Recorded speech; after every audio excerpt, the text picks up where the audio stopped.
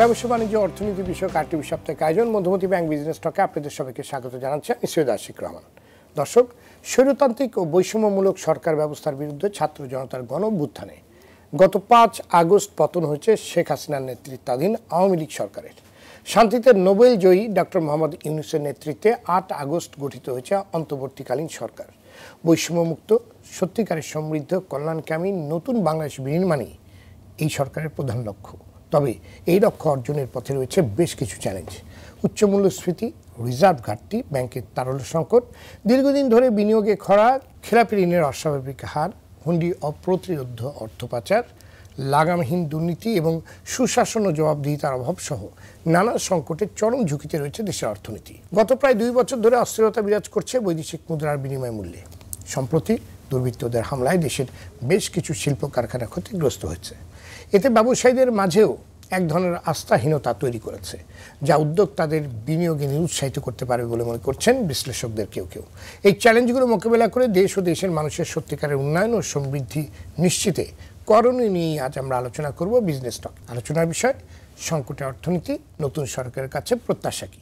আর এই বিষয়ে আলোচনার জন্য আজ আমাদের সঙ্গে স্টুডিওতে আছেন এফবিসিসিআইর সাবেক সভাপতি, সাবেক সংসদ সদস্য এ.কে আজাদ, পলিসি রিসার্চ ইনস্টিটিউটের নির্বাহী পরিচালক ডক্টর আহসান এইচ মনসুর এবং মিউচুয়াল ট্রাস্ট ব্যাংকের ব্যবস্থাপনা পরিচালক ও সিইও এবং অ্যাসোসিয়েশন অব ব্যাংকার্স বাংলাদেশের এবিবির সাবেক প্রেসিডেন্ট সৈয়দ মাহবুবুর রহমান।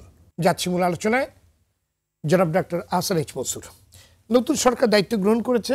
শুরুতে আপনি যদি বলেন, এই নতুন সরকারকে এই মুহূর্তে কি ধরনের অর্থনৈতিক চ্যালেঞ্জ মোকাবিলা করতে হবে? দেখুন, প্রথমেই আমি বলবো যে দেশে শান্তি শৃঙ্খলা নাই সে দেশে কোনো অর্থনীতি থাকতে পারে না।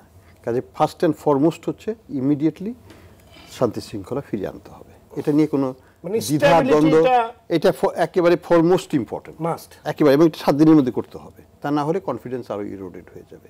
দ্যাট বিং সেড, এবং সেটা করা সম্ভব বলে আমি মনে করি। আমাদের সেনাবাহিনী আছে ইনট্যাক্ট, আমাদের পুলিশ বাহিনীটা ক্ষয়িষ্ণু হয়েছে, ছাত্ররা আছে, সহযোগিতা করবে, এবং সাধারণ মানুষও এখানে তারা এ ব্যাপারে সহায়তা দেবে সরকারকে যত। কাজে এটা সম্ভব করা, একটু সেনাবাহিনী একটু যদি তৎপরতা দেখাতো তাহলে এটা ইমিডিয়েটলি এটাকে কন্ট্রোল করা সম্ভব বলে আমি মনে করি। 2 নম্বর যেটা সমস্যা, এটা হচ্ছে যে এই সরকার হচ্ছে যদিও অন্তর্বর্তীকালীন, কিন্তু অন্তর্বর্তীকালীন চ্যালেঞ্জগুলো কিন্তু অনেক বড়। এটা ছোট চ্যালেঞ্জ নয়। এটা একটা ইলেকশন হোল্ড করে আমি চলে গেলাম, সেই চ্যালেঞ্জ নিয়ে আসা সরকার যদি হয়ে থাকে তাহলে এক ধরনের, সেটা কিন্তু এখনো ডিফাইন করা হয় নাই। সরকারকে বলতে হবে যে তারা কি ম্যান্ডেট নিয়ে অন্তর্বর্তীকালীন সরকার গঠন করলেন। অর্থাৎ এটা কি 3 মাসের 6 মাসের ব্যাপার, নাকি এটা 3 বছর 6 বছরের ব্যাপার, ছাত্ররা যেটা বলেছে। তো এটা কিন্তু এখনই ডিফাইন করে দিতে হবে। তা না হলে গুঞ্জন উঠবে এবং এক ধরনের অন্য রকমের এক্সপেকটেশন ক্রিয়েট হবে যে ইলেকশন আসছে। এটা এখনই পরিষ্কার করাটা দরকার বলে আমি মনে করি। এর বাইরে যেটা প্রয়োজন সেটা হচ্ছে যে যদি এটা অন্তর্বর্তীকালীন একটু দীর্ঘমেয়াদী হয়, মানে 3 থেকে 5 বছরের হয়, তাহলে যে চ্যালেঞ্জগুলো মোকাবেলা করবে সরকার বা করতে হবে, তখন সেগুলো ইমিডিয়েট এবং মধ্যমেয়াদী দুটো জায়গাতে নজর দিতে হবে। একটা পলিটিক্যাল প্রসেসটাকে রি-ইঞ্জিনিয়ারিং করতে হবে। যে জিনিসটা বাংলাদেশিরা কেউ চায় না, সেটা হচ্ছে পরিবারতন্ত্র থেকে আমাদের পলিটিক্যাল প্রসেসকে বের করতে হবে। It's extremely difficult thing, ingrain in our culture. সেটা করতে যদি পারা যায় সেটা ভালো। গ্রাসরুট লেভেল থেকে লিডারশিপ ডেভেলপের জন্য কি করতে হবে সেগুলো করতে হবে, এবং গণতান্ত্রিক প্রক্রিয়াটা পার্টির মধ্যে শুরু করাতে হবে। এই চ্যালেঞ্জগুলো করাটা কিন্তু খুব চ্যালেঞ্জিং, কিন্তু পার্টিগুলোকে নিয়েই করতে হবে এবং শান্তিপূর্ণভাবে করতে হবে। দ্বিতীয় যেটা হচ্ছে, আমি মনে করি যে জনগণের জন্য ইমিডিয়েট কিছু রিলিফ দরকার। ইলেকশন আসবে 3 বছর পরে বা 5 বছর পরে, আমি ইন দ্য মিন টাইম আমি কী দেবো? আমি মনে করি যে সরকারের ফোকাসটা হওয়া উচিত 1 নম্বর যে যেসব সেবা সরকার দিচ্ছে সেটা কোথায়। আমার ভূমি অফিসে যে আমাকে যে হয়রানি হতো, আমার একটা লাইসেন্স নিতে, ড্রাইভার্স লাইসেন্স ইস্যু করতে, আমার একটা পাসপোর্ট পেতে, আমার একটা হসপিটালে ভর্তি হতে, আমার সব সেবাকে তো এখন তো বিক্রয় করা হয় একটা উচ্চ মূল্যে সরকার থেকেই, সরকারি কর্মকর্তারা এটা করেন। সেই জায়গা থেকে যদি জনগণকে একটু মুক্তি দেওয়া যায়, এটা তো ডিফিকাল্ট কিছু না। আমার ঘুষটা বন্ধ করতে হবে, জবাবদিহিতা সৃষ্টি করতে হবে, এবং জবাবদিহিতার মধ্যে তাকে সময় বেঁধে দিতে হবে যে আমি যদি একটা পাসপোর্টের অ্যাপ্লাই করি আমাকে 7 দিনের মধ্যে দিতে হবে, না দিলে জবাব দিতে হবে তোমাকে, বা আমার লাইসেন্সটা এইভাবে দিতে হবে, আমার ভূমির কাজটা 3 দিনের মধ্যে করে দিতে হবে। এগুলোর একটা টাইম বাউন্ড একটা আমাকে যেটা বিজনেস প্রসেস ডেভেলপ করে দিতে হবে প্রত্যেকটা সেগমেন্টের জন্য, এবং সেটা করা সম্ভব। আমি মনে করি 6 মাসের মধ্যে সার্ভিস ডেলিভারিটাকে ইমপ্রুভ করতে হবে। এবং যদি কেউ ঘুষ চায়, ঘুষ নেয় ইত্যাদি, পোর্টাল থাকবে, সেখানে ব্যক্তিরা অভিযোগ করবে এবং সেটাকে কানে ধরে সেই ব্যক্তি বা কর্মকর্তাকে বের করে দেওয়া হবে। এগুলো যদি সরকার করতে পারে, আমি মনে করি জনগণের সন্তুষ্টিটা পাবে খুব দ্রুত।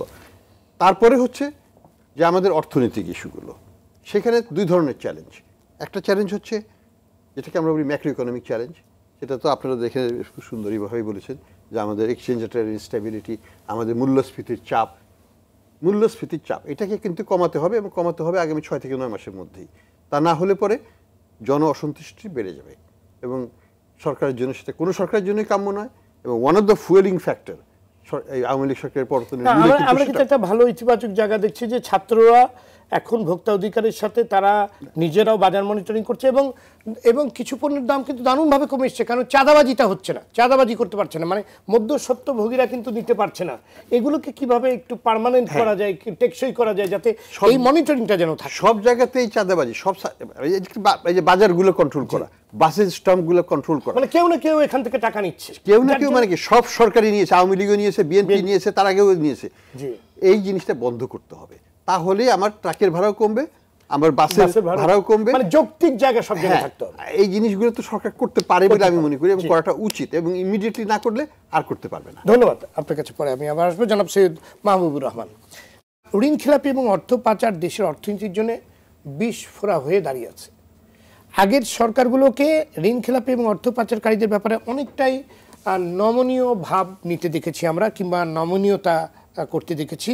নতুন সরকারের দায়িত্ব কেমন হওয়া দরকার বলে আপনি মনে করেন? এবং এই যে দীর্ঘ 20-25 বছর ধরে যে কথাটি বলে আসা হয়েছে যে কালো টাকা সাদা করার যে অনৈতিক ব্যাপারটা, কেউ 25%, 30% ট্যাক্স দিয়ে তার সব কিছু ব্যবসা করবে, সৎ ব্যবসার ব্যবসা করবে, আর কেউ এসব না দিয়ে পরে আপনি 10%, 12% দিয়ে তার কালো টাকা সাদা করে নিবে। এই বৈষম্য বিরোধী আন্দোলনটাই তো ছিল। তো সেগুলা বিষয়ে আমি বিস্তারিত আপনাকে শুনতে চাই। Basically thank you very much. এখন আমাদের তো অনেক এক্সপেকটেশন ফ্রম দিস গভর্নমেন্ট, যেটা মুসরুফ একটাকে বললেন যে কিছু এসিড টেস্টও আছে যেগুলো ইমিডিয়েট কিছু আমাদের দেখতে হবে পজিটিভ, যেটা সার্ভিসটা। সো তেমনি করে ধরেন আমাদের ব্যাংকিং কিন্তু প্রচুর রিফর্মের কথা শোনা যাচ্ছে আমাদের এই বছর। এবং ইভেন আওয়ামী লীগ সরকার যখন এই বছর ইলেকশন করে এসেছিলেন, উনি বলেছেন ব্যাংক রিফর্ম কথা, কিন্তু আনফর্চুনেটলি বাজেটে গিয়ে তো আমরা এটা নিয়ে কিছুই শুনি নাই। আপনি এনপিএল কীভাবে ম্যানেজ করবেন না করবেন কিছু, আমাদের পুরো এক্সপেকটেশনটা ছিল, কিন্তু আলটিমেটলি অল গট ফ্রাস্ট্রেটেড। এখন ইন টার্মস অফ দ্য ব্যাংকিংয়ে যেটা হচ্ছে কি, আপনি জানেন যে যখন 2009 সালে এই আওয়ামী লীগ সরকার টেক ওভার করেন অ্যাজ এ প্রথম দফায়, তখন আমাদের এনপিএল ছিল, নন পারফর্মিং লোন ছিল আবার 23,000 কোটি টাকা। সেটা গত মার্চ মাসে এসে গেছে 1,85,000 কোটি টাকা। সেটা হচ্ছে বেসিক্যালি যেটা আপনি ডিক্লেয়ার করেছেন, কিন্তু আপনি টোটাল লোনটাকে দেখেন, almost 1/4 of the total loan portfolio, প্রায় 16 লক্ষ কোটি টাকার, এটা হচ্ছে আসলে স্ট্রেসড, ইনক্লুডিং আপনার নন পারফর্মিং লোন। সেখানে কিন্তু একটা বিরাট একটা চাপ কিন্তু অলরেডি আমাদের মধ্যে আছে। এবং এটা তাছাড়া ওই যে তথ্যের যে একটা বিশাল বড় ঘাটতি, আমরা কিন্তু প্রকৃত তথ্য কোনো জায়গায় পাচ্ছি না। এটা তো আছে, ওটা তো আছে। যেমন আপনি এক্সপোর্টের যে ডাবল 10 বিলিয়ন আপনি দেখতে পারেন, 10 বিলিয়ন ডিফারেন্স, মানে কি ভয়াবহ ব্যাপার। জি, এটা যে কোঅর্ডিনেশন বিটুইন টু, আবার একই জন্য এক রকম ক্যালকুলেশনের নেই, কোনো একটা চ্যালেঞ্জও করে নাই। এখন ব্যাপারটা হচ্ছে কি, আপনার এটা তো একটা ব্যাপার আছে, মানি লন্ডারিং ব্যাপারটা এসছে, যেটা বলা হচ্ছে গত এত বছরে প্রায় 1.5 দশক ধরে প্রায় $150 বিলিয়ন নাকি চলে গেছে। আর আমাদের এখন রিজার্ভ কত, আমরা এখন যে বিপিএম পদ্ধতিতে বলছে 20, আর যদি ইউজেবল ফান্ড বোধ আছে 15 থেকে 16 বিলিয়ন ডলার। এই যে মানি লন্ডারিং যে হচ্ছে, এটা কিন্তু আমরা যে কেউ জানি না এমন তো কেন, সবাই জানতো। গত সরকারের সবচেয়ে বড় ব্যাপারটা আমাদের যখন ব্যাংকিংয়ের জন্য, যেটা বা ইকোনমির জন্য সবচেয়ে ছিল যে কে করছে, কারা করছে আমরা সবাই জানি, এর পত্রপত্রিকায় লেখা হচ্ছে, কিন্তু কোনো ব্যবস্থা হচ্ছে না। এটাই ছিল সবচেয়ে ব্যাপার। মানে আপনি বুঝতে পারছেন যে, এবং তাতে করে হচ্ছে কি, অন্যরা কিন্তু তার উপরে কিন্তু সাহস পাচ্ছিল, যে হঠাৎ ছোটো আকারে করছিল, কিন্তু in the process entire society has gone into that. সেইটা আমাদের জন্য একটা বিরাট অর্থনৈতিক বলে ব্যাংকের কথা। আজকে যেমন ধরেন আমাদের ব্যাংকিং সিস্টেমে দেখা যাচ্ছে যে একেবারে অলমোস্ট ভঙ্গুর। আপনি কটা ব্যাংক ভালো ব্যাংক আছে বলেন? নাই। আজকে ধরেন মানি মার্কেটের কথা বলা হয়, লিকুইডিটির কথা বলছেন, আমার প্রতি মাসে ধরেন প্রতিদিন আমাদের মানি মার্কেটে অ্যাবাউট 40-50,000 crore টাকা আপনার ছিল ট্রানজ্যাকশন। 5-6 হাজার কোটি টাকা ছিল ইন্টার ব্যাংক, বাকিটা কিন্তু হচ্ছে different support from central bank. তো এই দিকে কিন্তু চলছিল। এটা হয়েছিল একমাত্র বিভিন্ন 5-7টা ব্যাংকে ওই সাপোর্টে দিতেই কিন্তু এই ঘটনা ঘটেছিল। সো আমাদের এখন এইগুলো কাজ করতে হবে, যেগুলো আমরা এটা কীভাবে আমাদের ব্যাংকিং ইন্ডাস্ট্রিটাকে আসলে আমরা রিভাইভ করতে পারি থ্রু ডিফারেন্ট ইমিডিয়েট স্টেপ, যেগুলো will give some level of confidence, যে আমাদের বাইরে যারা আছে তারা অন্তত বুঝতে পারবে যে এই সরকার এই কাজগুলো করছে, সেগুলো দেখতে হবে। এই মানি লন্ডারিং বলেন আর এনপিএল ম্যানেজমেন্টে বলেন, এগুলো খুব ইম্পর্টেন্ট আমার মনে হয়। ধন্যবাদ আপনাকে জনাব একে আজাদ। দেশের অর্থনীতিকে গতিশীল রাখা এবং কর্মসংস্থান সৃষ্টির জন্য বেসরকারি বিনিয়োগের কোনো বিকল্প নেই, কিন্তু দীর্ঘদিন ধরেই দেশের বিনিয়োগে একরকম স্থবিরতা বিরাজ করছে। আপনার বিশ্লেষণ শুনতে চাই। দেখুন, একজন বিনিয়োগকারী তখনই বিনিয়োগ করে যখন দেখে তার বিনিয়োগ সহ লভ্যাংশ উঠে আসবে, তখনই কিন্তু সে বিনিয়োগ করে। তার আগে আজ কয়েক বছর যাবত আপনি দেখেছেন আমরা গ্যাস এবং বিদ্যুতের যে অবকাঠামো সমস্যায় ভুগছি, আমাদের গ্যাসের স্বল্পতা, আমাদের গ্যাসের দাম বাড়ানো হয়েছে, যে নিরবিচ্ছিন্ন গ্যাস দেওয়া হবে কিন্তু আমরা গ্যাস পাচ্ছি না, আমাদের বিদ্যুৎ পাচ্ছি না, প্রচুর লোডশেডিং হচ্ছে। আমাদের ব্যবসায়ীরা 9% হারে ইন্টারেস্ট নিয়ে ব্যাংকে লোন নিয়ে আমরা বিনিয়োগ করেছি, আমাকে 14-15% এখন দিতে হচ্ছে। এই যে ওভারহেডটা বেড়ে গেছে, কর্মকর্তাদের বেতন প্রতি বছর বাড়াতে হচ্ছে, কিন্তু আমাদের কাস্টমারদের পণ্যের দাম আমরা বাড়াতে পারছি না। সেই সব কারণে ব্যবসায়ীরা এমনি প্রতি মাসেই 2-3টা করে বড় বড় কোম্পানি ব্যাংক ঋণ খেলাপি হচ্ছে, এবং এর পরিমাণ এন্ড অফ দ্য ইয়ার আরও বেড়ে যাবে, যার জন্য নতুন কোনো বিনিয়োগ হচ্ছে না এবং বিদেশি বিনিয়োগ আসার কোনো সম্ভাবনা নেই। এবং ব্যাংকগুলো আস্তে আস্তে ঋণ খেলাপি এমন পর্যায়ে চলে যাবে, যতই আমি বিদেশি IMF-এর টাকা আনি, ওয়ার্ল্ড ব্যাংকের টাকা আনি কেনা, এটা যদি আমি ক্ষত থেকে বের হতে না পারি, আমি কিন্তু বিনিয়োগ আশা করতে পারি না। এই ব্যাংকিং যে অবস্থা, ব্যাংক বিনিয়োগের মতো অবস্থা নাই। কেন নাই? কারণ এই ব্যাংকগুলির উপর দুর্বৃত্তায়ন করা হয়েছে। দুর্বৃত্তায়ন কেন করা হলো? কয়েকটা ব্যাংকে জোরপূর্বকভাবে দখল করা হলো, এই 6টা ইসলামী ব্যাংক, বিভিন্ন ব্যাংকগুলোকে। আমি মনে করি এই ব্যাংকগুলি পূর্বের মালিকদেরকে আবার ফেরত দেওয়া হোক, এবং এই ব্যাংকগুলোর থেকে যে টাকাগুলো ব্যবসায়ের কথা বলে, এটা আমি পার্লামেন্টেও বলেছি, ব্যবসার কথা বলে বিনিয়োগ সেই প্রতিষ্ঠানে বিনিয়োগ না করে বিদেশে পাচার করা হয়েছে, সেই টাকাগুলো ফেরত আনার ব্যবস্থা করা হোক। 2, আমরা এখন দেখছি এর বাইরেও ন্যাশনাল ব্যাংকের থেকে টাকা কারা নিল, ন্যাশনাল ব্যাংকের অবস্থা কেন, পদ্মার ব্যাংকের অবস্থা কেন। আমি মাননীয় অর্থমন্ত্রীকে, তৎকালীন অর্থমন্ত্রীকে আমি বলেছি যে আপনি কয়েকটা চার্টার অ্যাকাউন্টেন্ট ফার্মকে এনগেজ করেন, তারা বের করে দিবে কারা কত টাকা নিয়েছে, কোন তারিখে নিয়েছে, কে কী নামে নিয়েছে। আমি শুনেছি বেনামি, ছবি একজনের, ঠিকানা একজনের, নাম একজনের, 3 মাসের মধ্যে অ্যাকাউন্ট খুলে সেখানে আপনার কোনো ডিপোজিট ছাড়া, হাজার গ্যারান্টি ছাড়া নিয়ে গেছে। এবং আমি মনে করি সরকারের প্রথম দায়িত্ব হবে যে law and order situation ensure করা। দ্বিতীয় নাম্বার হবে ব্যাংকিং সেক্টর এবং অর্থনীতি সেক্টরকে ডিসিপ্লিন ফিরিয়ে নিয়ে আসা। এবং 3 নাম্বার কাজ হবে আমার যে ভাবে শিশুদেরকে, সাধারণ মানুষকে হত্যা করা যায় নির্বিচারে, এদেরকে আমার দেখে, ছবি দেখে, ভিডিও দেখে মনে হয় না এদেশের পুলিশেরা, এরা হিটলারকে ছাড়িয়ে গেছে। এরা আমাদের ফিলিস্তিনিদের, গাজায় যে ইসরায়েলিদেরকে সাথে এদের তুলনা করা, নির্বিচারে যে হত্যা করেছে সেটা করেছে। এই পুলিশ ব্যবস্থা দিয়ে এইভাবে আর যাতে ভবিষ্যতে এই ধরনের অটোক্রেট না আসুক, আমাদের সেই ব্যবস্থা করতে হবে। সেই কারণে আমি গতকালও সাংবাদিকদের বিভিন্ন প্রশ্নের জবাবে বলেছি যে আমাদের মাননীয় প্রধানমন্ত্রীর ক্ষমতা বিকেন্দ্রীকরণ করতে হবে। এই বিকেন্দ্রীকরণ করার জন্যে এই কেয়ারটেকার গভর্নমেন্টকে, এই অন্তর্বর্তীকালীন সরকারকে দায়িত্ব নিতে হবে, এবং কেয়ারটেকার সরকারকে পার্মানেন্টলি সাংবিধানিকে এটা দিতে, অ্যামেন্ডমেন্ট করতে হবে, যে যাতে করে এবং 2 বছরের বেশি, 2 টার্মের বেশি কেউ প্রধানমন্ত্রী থাকতে পারবে না। এই কয়েকটা অ্যামেন্ডমেন্ট না করলে আপনি দেশে অটোক্রেটের একজন যাবে আর একজন আসবে, সেই তার চেয়ে আরও খারাপ হবে। জি, ধন্যবাদ জনাব আহসান ইচ মনসুর। বহুমুখী সংকট ঘিরে ধরেছে দেশের অর্থনীতিকে। আমরা যদি প্রায়োরিটি ঠিক করি, তাহলে কোন কোন খাতে সবার আগে সবচেয়ে বেশি গুরুত্ব দিতে হবে বলে মনে করেন আপনি? মানে বিশেষ করে অর্থনৈতিক খাতের কথা বলছি আমি। প্রথমে আমি বলবো যে আমাদের ম্যাক্রো ইকোনমিক স্টেবিলিটি ফিরিয়ে আনতে হবে। আমরা তো আনস্টেবল এনভায়রনমেন্টেই সরকারটা পতন হলো। আমাদের এক্সচেঞ্জ রেট আনস্টেবল, আমাদের মূল্যস্ফীতির চাপ অনেক বেশি, এগুলোকে স্বাভাবিক পর্যায়ে নিয়ে আসতে হবে। সেই জন্য যে পলিসিগুলো মোটামুটিভাবে অনেক দেরিতে হলেও গত সরকার যেটা নিয়েছিল, যে ইন্টারেস্ট রেটটা লিবারালাইজ করা হয়েছে, সেটার জন্য লিবারালাইজটি থাকে, সেটাকে আবার যেন কেউ ফিক্স না করে ফেলে। পপুলিস্ট আইডিয়া কিন্তু নতুন সরকারের মাথায় আসতেই পারে, সেগুলো থেকে বিরত থাকতে হবে। আমি কশন দিচ্ছি যে কখনোই যেন আবার ওই ইন্টারেস্ট রেট ফিক্স না করে ফেলি, এক্সচেঞ্জ রেট ফিক্স না করে ফেলি, আমি যেন আবার টাকা ছাপিয়ে ব্যয় করা শুরু না করে ফেলি। এই জায়গাগুলো থেকে সাবধান হতে হবে। টাকা ছাপানো যাবে না, আমাকে স্টেবল এক্সচেঞ্জ রেটে ফেরত যেতে হবে, তা না হলে মূল্যস্ফীতি কমবে না। এই সাইকেলটাকে আমাকে মেনটেন করে যেতে হবে। এখানে ইন্টারভেনশনের খুব বেশি দরকার নাই, কিন্তু আমাকে সাবধান হতে হবে টাকা ছাপানো থেকে বিরত থাকার ব্যাপারে। এটা একটা। 2 নম্বর যে চ্যালেঞ্জটা যেটা আসবে সেটা হচ্ছে ব্যাংকিং খাত।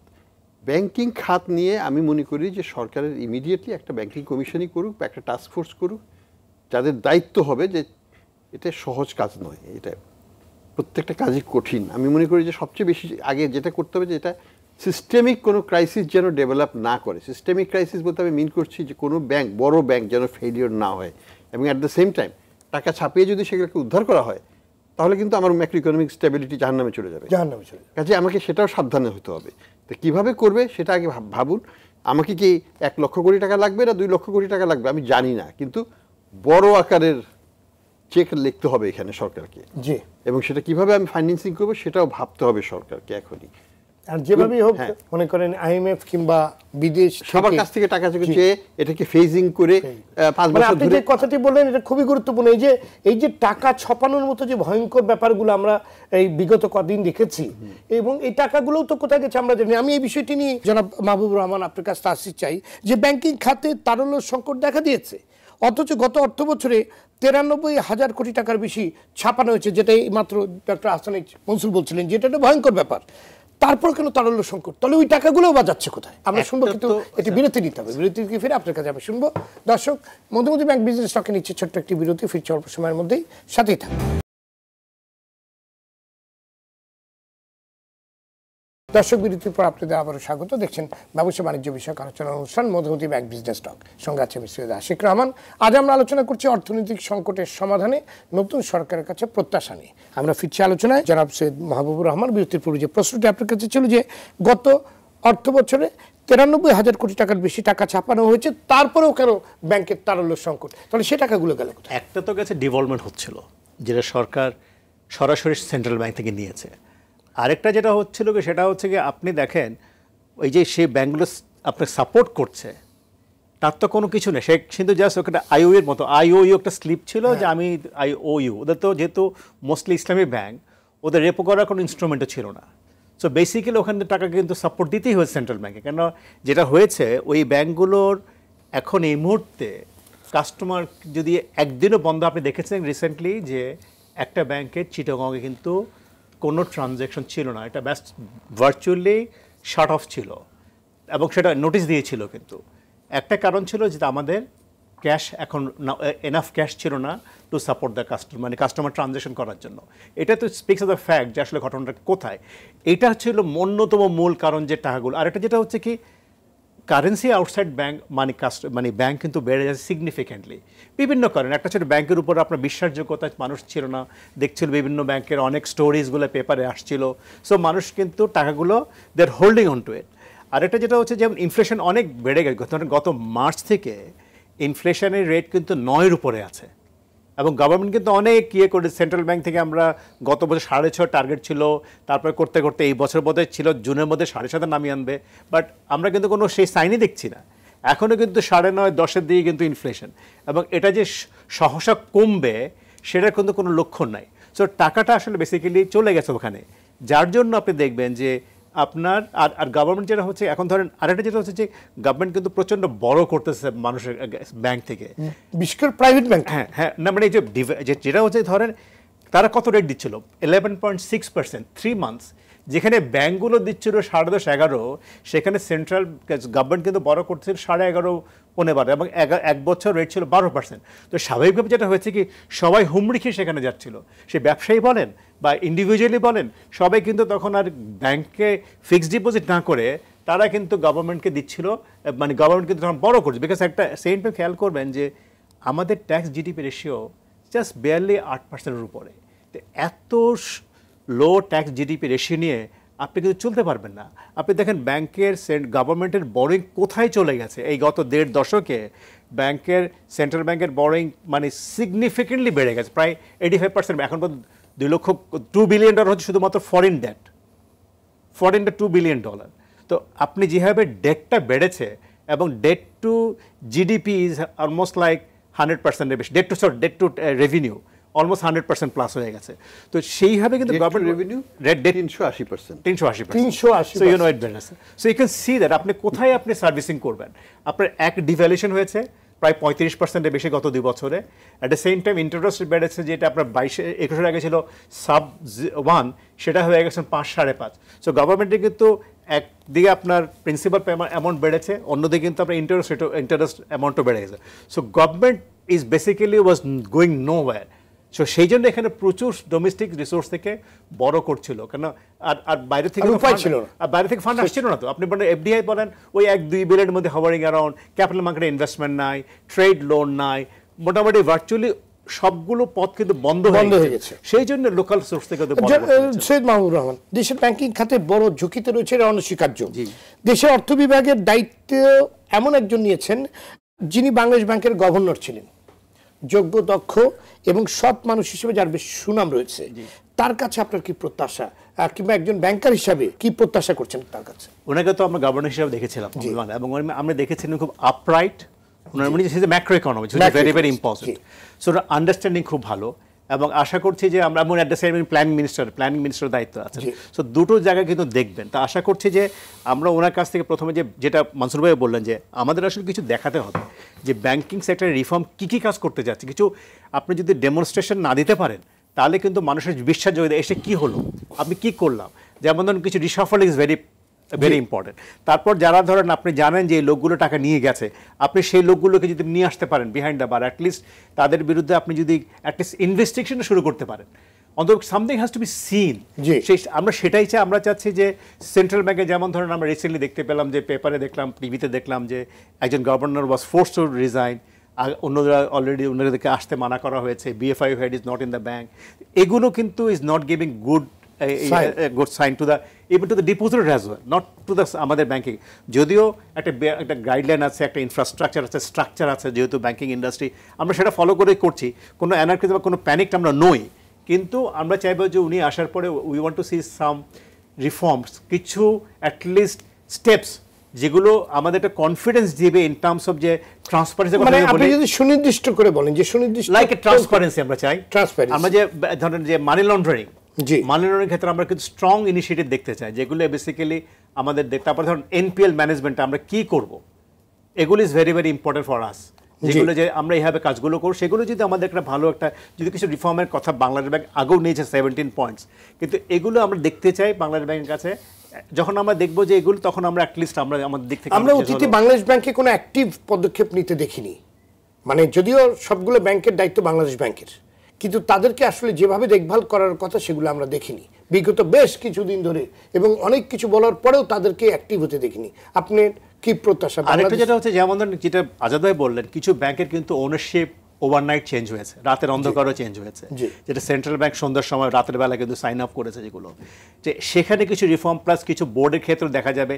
এবং এই যে ঝামেলাগুলো হচ্ছে, এখানে কিন্তু central bank has to come forward. অবশ্যই যদি পরিবর্তন হয়, যেটা করলে ভালো হবে সেটা হবে, কিন্তু এই যে আপনার যে প্রতিবাদ করা, ডেমনস্ট্রেশন করা, এগুলো কিন্তু ডিপোজিটকে খুব একটা ভালো সাইন দেয় না। এগুলো যাতে না হয়, একটা শৃঙ্খলাটা আমরা দেখতে চাই, যে মানে আগামী বেশ কিছুদিন একটা স্থিতিশীলতার প্রয়োজন, একটা পিসফুল অবস্থা দরকার, যাতে মানুষের মধ্যে আস্থা ফিরে আসে, কনফিডেন্স, বিশেষ করে ডিপোজিটের কাছে যেতে চায়। জি, ধন্যবাদ আপনাকে জনাব আজাদ। আমরা আস্থা নিয়ে কথা বলছিলাম। কি কি উদ্যোগ নিলে দেশি বিদেশি বিনিয়োগকারীদের আস্থা এবং কনফিডেন্ট ফিরিয়ে আনা সম্ভব বলে আপনি মনে করেন? প্রথম, বিনিয়োগদের আকৃষ্ট করার আগে ডিসিপ্লিন, ফাইন্যান্সিয়াল ডিসিপ্লিন আসলে এখানে এই অন্তর্বর্তী সরকারকে কঠিন কিছু সিদ্ধান্ত নিতে হবে। সেই কঠিন সিদ্ধান্ত কি, যে টাকাগুলো ব্যাংক থেকে লুট হয়েছে, আমি বলবো লুট, সেই লুটের টাকা কারা নিয়েছে সবাই জানে। আমি পার্লামেন্টে বলেছি যে বাংলাদেশের এই পার্লামেন্টের 350 জন সংসদ জানেনি 15 বছরের একটা বাচ্চা ছেলেও জানে যে টাকাগুলো কারা নিয়েছে। তাহলে গভর্নমেন্ট যদি চায় তাহলে এই টাকাগুলো ফেরত আনা কঠিন হবে না। তো এই আমি মনে করি অন্তর্বর্তীকালীন সরকার তারা এটাকে প্রাধান্য দিবেন এবং এই ব্যাপারে সেনাবাহিনীর, পুলিশ বাহিনীর এবং আমাদেরও যদি তারা সাহায্য সহযোগিতা করে আমরাও করতে রাজি আছি। বিজনেস কমিউনিটি আমরাও আগে সুশীল সমাজ, ছাত্র সমাজ সবাই আমরা এগিয়ে আসতে রাজি আছি সরকারকে সাহায্য করার জন্য। এই ফাইন্যান্সিয়াল ডিসিপ্লিন নাম্বার 1, যারা ব্যাংকের টাকা লুণ্ঠন করেছে, যারা মানি লন্ডারিং করেছে, যারা বিদেশে নিয়ে গেছে, সেই টাকাগুলো ফেরত আনা জরুরি। 2, যাদের কান্না, পরিবারে কান্না এখনো কিন্তু থামেনি, যারা শিশু হারিয়েছে, যে স্বামী হারিয়েছে, যে বাবা হারিয়েছে, অনতিবিলম্বে একটা স্পেশাল কোর্ট করা উচিত, কয়েকটা তাদের বিচারের আন্তর্জাতিক। তাহলে কিন্তু তা না হলে কিন্তু এই সরকার আস্থা ফিরবে না। আজকে কিন্তু গভর্নমেন্ট ফোন করেছে ছাত্ররা তারা যারা এই যে কোটা বিরোধী, বৈষম্য বিরোধী কোটা আন্দোলন যারা করেছেন, তারাই কিন্তু এই ক্যাবিনেটটা ফর্ম করেছে। তাদের কাছে প্রত্যাশা আমাদের যে তাদেরকে দুজনকে এখানে অন্তর্ভুক্ত করেছেন এবং আমি মনে করি যিনি ইউনূস সাহেবের প্রতি আমাদের আস্থা আছে, এই ক্যাবিনেটের প্রতি পূর্ণ আমাদের আস্থা আছে। তারা যা সাহায্য চাবে জাতির কাছে, জাতি আগ্রহের সাথে তাদের কিন্তু সাহায্য চাবে। তারা চায় যে ডিমান্ড এই যেগুলো আমরা বললাম, এইগুলো যদি তারা পর্যায়ক্রমে হাতে নেন তাহলে কিন্তু whole nation will support them এবং এটা যখন নিশ্চয়তা করতে পারে তখন কিন্তু বিনিয়োগকারীরা আমরাও বিনিয়োগ করব এবং বিদেশি বিনিয়োগ আসবে। জি, বিদেশি বিনিয়োগ নিয়ে আমরা কথা বলছিলাম। জনাব doctor Ahsan H Mansur, doctor Mohammad ইউনূসের একটি আন্তর্জাতিক দারুণ ইমেজ আছে, মানুষ ওনাকে বিশ্বাস করেন। দেশের উন্নয়নে এই ইমেজকে কিভাবে কাজে লাগাতে পারে? আমরা সবসময় আগেও বলতাম যে বাংলাদেশের দুর্ভাগ্য যে আমরা আমাদের সবচেয়ে ভ্যালুয়েবল এক্সটার্নাল অ্যাসেটকে আমরা বাইরের বহির্বিশ্বে ব্যবহার করি নাই, করতে দেই নেই, এবং সেটাকে আমরা যেটাকে বলা হয় ক্র্যাব মেন্টালিটি, টেনে নামিয়ে দেওয়ার চেষ্টা করেছি।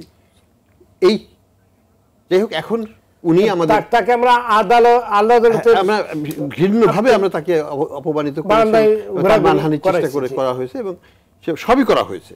তো যে জিনিসটা আমরা দেখতে চাই যে ওনার যে স্ট্যাচার, ওনার যে পরিচিতি, সেটাকে অবশ্যই বাংলাদেশের এই দুঃসময়ে উনি বহির্বিশ্ব থেকে ফাইন্যান্সিং এবং সাপোর্ট, যেমন সাপোর্ট যদি আমাদের সাধারণত একটা চাপ আসে যে গণতান্ত্রিক প্রক্রিয়ায় ফিরে যাওয়ার জন্য, সেই চাপটা ওনার ক্ষেত্রে আসবে না আমি মনে করি। উনি যখন বলবেন যে আমার যদি 3 বছর লাগে, 4 বছর লাগে, বিয়ার উইথ মি, আমি আপনাদেরকে ভালো জিনিস দেব বাংলাদেশের জন্য, কিন্তু আমাকে সময়টা দিবেন, চাপ সৃষ্টি করবেন না। এটা একটা।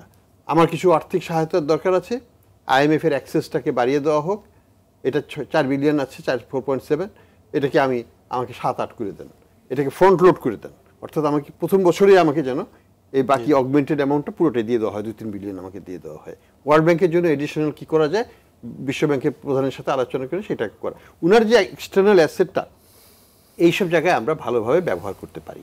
উনার এই অ্যাসেটটাকে দিয়ে আমরা কিন্তু, উনি যদি ব্যক্তিগতভাবে ক্যাম্পেইন করেন তাহলে আমাদের FDI আনতে সুবিধা হবে, ফরেন ডাইরেক্ট ইনভেস্টমেন্ট আমরা পেতে পারবো। আমরা বড় বড় কর্পোরেশনের সাথে উনি হয়তো কথা বলতে পারেন।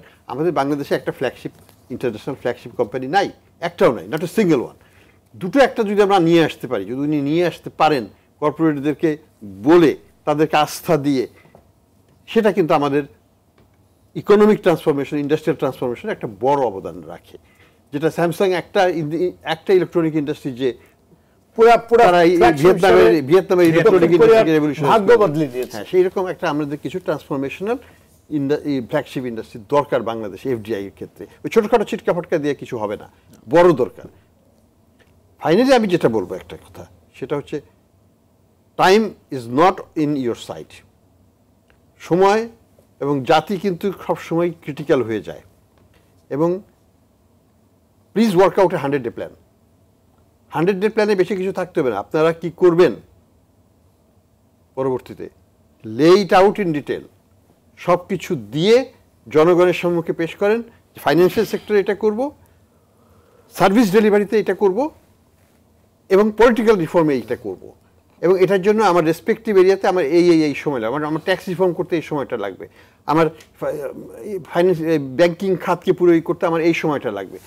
এই জায়গাগুলোতে ইন্টারন্যাশনাল টেকনিক্যাল সাপোর্ট যা লাগে সবই পাওয়া যাবে, আমি নিঃসন্দেহে বলতে পারি পাওয়া যাবে, টাকাও পাওয়া যাবে, কিন্তু উদ্যোগটা নিতে হবে সরকারকে এবং দ্রুততার সাথে নিতে হবে। এই রোডম্যাপ 100 ডে রোডম্যাপের মতো একটা রোডম্যাপ যদি জাতিকে দিতে পারেন উইথ অল দ্য ডিটেলস, তাহলে কিন্তু হাত গুটিয়ে এখনই দৌড়াতে হবে, বসে থাকার সময় নেই। ধন্যবাদ আপনাকে জনাব একে আজাদ। আপনার পরামর্শ শুনতে চাই। দেশের অর্থনীতিকে সংকটমুক্ত করতে নতুন সরকারের কাছে আপনার প্রত্যাশা কি? আমি তো একই কথা তো বলেছি যে ডিসিপ্লিন আনতে হলে সরকারকে কঠোর হতে হবে। এখানে কঠোর হতে হলে প্রথম হলো যে টাকাগুলো বের হয়ে গেছে টাকাগুলো ফেরত যারা যারা নিয়েছে সবাই তাদেরকে চিনি। প্রথম হলো তাদের ব্যাংকগুলোকে ফেরত দিতে হবে রেসপেক্টিভ ওনারদেরকে, যাদের রাতের আধারে যেটা বলা হলো যে নিয়ে নেওয়া হয়েছে, এবং যে টাকাগুলো তারা বিদেশে নিয়ে গেছে সেই টাকাগুলো ফেরত নিয়ে সেটা সবাই জানে, কত নিয়েছে সবাই জানে। এবং এর বাইরেও যারা যারা টাকা নিয়েছেন অন্যান্য ব্যাংকে, জনতা ব্যাংক, সরকারি ব্যাংকগুলো খালি করে দিয়েছেন, ন্যাশনাল ব্যাংক খালি করে দিয়েছেন, পদ্মা ব্যাংক খালি করে দিয়েছেন। এই ব্যাংকগুলো যারা খালি করেছেন তারা হলো বেসিক ব্যাংক, সবাই জানে কত টাকা কে নিয়েছে। আমার মনে হয় দুদককে অ্যাক্টিভ করলে, আমার ফাইন্যান্সিয়াল ইন্টেলিজেন্সকে অ্যাক্টিভ করলে এবং আর্মি সহযোগিতা নিলে আমার মনে হয় এটা খুব বেশি সময় লাগবে না। এইটাই হবে আমার মূল দাবি টু দি ইন্টারিম গভর্নমেন্ট। ধন্যবাদ আপনাকে জনাব সৈয়দ মাহবুবুর রহমান। দেশের অর্থনৈতিক সংকট মোকাবিলায় নতুন সরকারের কাছে আপনার প্রত্যাশা শুনেই আজকে আলোচনা শেষ। আমার যেহেতু ইকোনমি তো হচ্ছে একটা দেশের সবচেয়ে ইম্পর্টেন্ট, ইকোনমির হার্টে কিন্তু বসে থাকে ব্যাংকিং ইন্ডাস্ট্রি। সো আমার সবচেয়ে বড় ডিমান্ড হচ্ছে সরকারের কাছে যে আমরা ব্যাংকিং সেক্টরের রিফর্মটা ইমিডিয়েটলি হয়, এবং যেটা মনসুর ভাই I also agree with him, একটা টাস্ক ফোর্স হোক, কমিশন হোক, যাই হোক, একদম ক্রেডিবল লোকদের নিয়ে, মানে যে সে লোকরা অনেক সময় হয় কি করা হয়, কিন্তু যে লোকগুলো বসবে সেখানে তাদের ক্রেডিবল হয়, যেন মানুষ যেন মনে করে যে কমিশনটা বসছে, এই লোকগুলো বসছে, এখান থেকে কিছু আসতে পারে।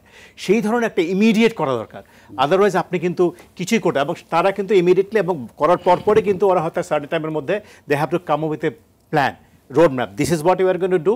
তাতে করে হবে কিন্তু আমরা যে ব্যাংকাররা দেখবো যে না একটা কিছু হচ্ছে, এই জিনিসগুলো হচ্ছে, যারা মানুষ আছে তারা কিন্তু বুঝবে যে কী কী হচ্ছে। আদারওয়াইজ কিন্তু আসলে আমরা এগোতে পারবো না। ব্যাংকিং সেক্টর যে অবস্থায় আছে খুবই ফ্র্যাজাইল, কিন্তু আমরা সে এখান থেকে বেরোতে গেলে খুব এক্সট্রাঅর্ডিনারি স্টেপ দরকার। মানে ওই যে আপনার যে বলেন যখন টেকনোলজি এসেছিল ডিস্টর্টিভ একটা ইয়ে নিয়ে এসেছিল, ওরকম কিছু করতে হবে, আমরা জোরে ধাক্কা দিতে হবে। জি, তো একটা আর্থিক খাতে এই অবস্থা, এগুলো তো একটা রিফর্ম। খাতের বাইরে নন ব্যাংক এরিয়াতে stock market, bond market, insurance, NBFI এবং এনবিএফআই, এই চারটাকে নিয়ে আরেকটা সেপারেট কমিশন বা করতে হবে, টাস্ক ফোর্স করতে হবে, যারা এই জিনিসগুলো, তবে ক্যাপিটাল মার্কেট আলাদাই হওয়া উচিত। অনেক, কিন্তু এই শুধু ব্যাংকের জন্য একটা লাগবে, কারণ ব্যাংকের কাজটা অনেক বড়, অনেকগুলো ব্যাংক, এবং এগুলো এত পরে হয়তো মার্চ করে কমিয়েও ফেলতে হবে অনেকগুলো। জি, ধন্যবাদ আপনাদের সবাইকে আজকে আলোচনায় যোগ দেওয়ার জন্য। দর্শক, নিত্যপণ্যের মূল্যবৃদ্ধি, ব্যাংকিং খাতের অব্যবস্থাপনা, কর্মসংস্থান অভাব সহ বহু সংকটে দেশের সাধারণ মানুষের নাবিশ্বাস অবস্থা। এমন পরিস্থিতি থেকে দেশের জনগণকে মুক্তি দিতে হলে দ্রুততম সময়ের মধ্যে আইন শৃঙ্খলা পরিস্থিতি ঠিক করতে হবে। ব্যাংকিং খাত, রাজস্ব খাত সহ দেশের সব আর্থিক খাতেই রয়েছে নাজুক অবস্থায়। সুতরাং প্রতিটি খাতে বিশ্বাসযোগ্য এবং পেশাদারী জনবল দিয়ে দ্রুত সংস্কার আনতে হবে। দেশি বিদেশি বিনিয়োগ বাড়াতে এবং বৈদেশিক মুদ্রার সংকট দূর করতে ডক্টর মোহাম্মদ ইউনূসের ইমেজকে কাজে লাগাতে হবে। এমন পরামর্শগুলোই তুলে ধরার চেষ্টা করেছেন আজকের আলোচকবৃন্দ। দর্শক, আজ এ পর্যন্তই। সবাই ভালো থাকুন, সুস্থ থাকুন, সঙ্গে থাকার জন্য ধন্যবাদ।